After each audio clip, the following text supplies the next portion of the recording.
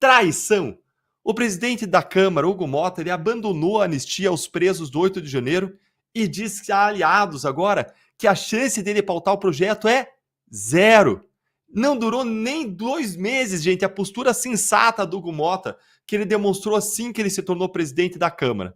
Na semana em que ele foi eleito, Motta disse que as penas dos réus do 8 de janeiro eram exageradas e que as pessoas que não fizeram nada estavam presas e condenadas injustamente.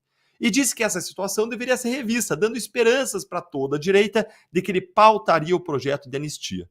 Não só para a direita, para todo mundo que busca justiça, ele trouxe esperança. Agora, depois de um jantar na casa de Alexandre de Moraes e de vir à tona uma delação que imputa a ele corrupção, aí o Motta deu um triplo twist carpado e agora ele teria dito aliados, no contexto da viagem para o Japão, que a chance dele pautar o projeto da anistia agora é zero. Sendo que o Bolsonaro garantiu os votos da direita para a eleição do Motta em um acordo em favor justamente do quê? Da anistia.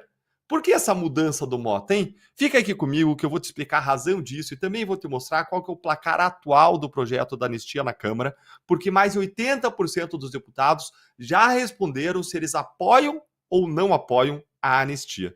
E eu vou te dizer ainda qual que é a solução para esse problema todo que está nas mãos do Motta, por incrível que pareça. Bora lá então. Deltan, mas então por que o Hugo Motta abandonou a anistia? Desde ontem está saindo na imprensa que o Hugo Motta disse para os aliados que não há motivo para pautar agora o projeto. Porque se ele fizer isso, ele vai sofrer um desgaste na relação dele com Lula, com quem ele está viajando, com quem o Motta agora está lá no Japão, e também para evitar um desgaste maior ainda com o Supremo Tribunal Federal. Só que tem um outro fator aí nessa história. O Hugo Motta ele foi recentemente mencionado em uma delação premiada de um empresário, que afirmou que o Motta pediu 10% de comissão, ou seja, de propina, do valor de uma emenda parlamentar enviada pelo próprio Motta.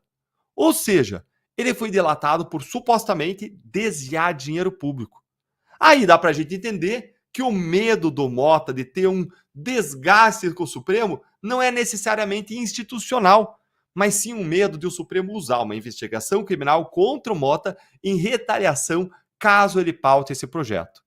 Ou seja, o Supremo tem uma espada sobre a cabeça do Motta e o tribunal pode soltar essa espada a qualquer momento, o que só se torna ainda pior agora que o STF mudou a regra sobre o foro privilegiado, mantendo a sua competência para julgar autoridades mesmo depois do fim do mandato. O que significa dizer, gente, que se o Motta não se reeleger ano que vem, ou se ele decidir sair da política, o Supremo ainda assim vai ser ele que vai poder julgar e condenar o Motta. Ainda assim o Supremo vai manter esse instrumento de pressão contra o presidente da Câmara.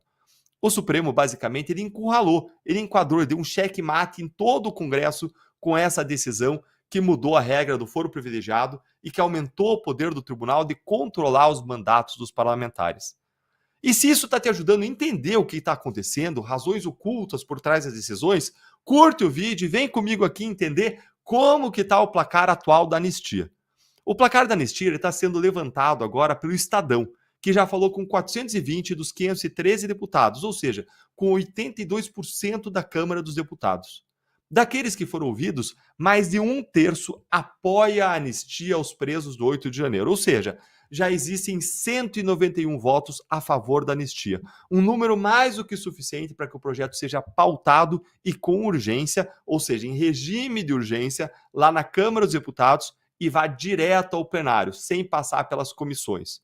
E para ser aprovado, é preciso que pelo menos 257 deputados estejam presentes em sessão, e aí, estando mais de 257, pode ser aprovado com maioria simples, ou seja, com a maioria das pessoas presentes. Estamos, portanto, gente, a apenas 67 votos de uma maioria absoluta. Agora você sabe como que o Motta vai pautar o projeto e a gente vai conseguir esses votos que estão faltando?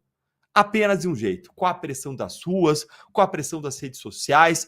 Essa é a única coisa que o Congresso tem medo quando a gente fala de opinião pública. Se o povo for para a rua em massa, se o povo se manifestar pela anistia, se as pessoas pedirem nas redes sociais, replicarem isso, o Congresso não vai ter opção a não ser ouvir a voz do povo. Mas, Nilton, como que a gente resolve o medo do Motta, do STF, da investigação? É fácil, é só acabar com o foro privilegiado, algo que já passou no Senado. E tá onde? Exatamente na Câmara. Ou seja, O próprio Mota ele tem o poder de resolver o seu próprio problema. Isso tiraria o imenso poder que o STF tem de chantagear não só o Mota, mas outros deputados e senadores. Mas agora eu quero ouvir a sua opinião. Pro Mota, o que você acha que é melhor? É ter o seu caso lá no STF, onde o STF pode chantagear ele, mas com que ele pode negociar usando o poder que ele tem? Ou é ter o caso na primeira instância e ter um julgamento justo? O que você acha que é melhor pro Mota? Conta aí para mim nos comentários.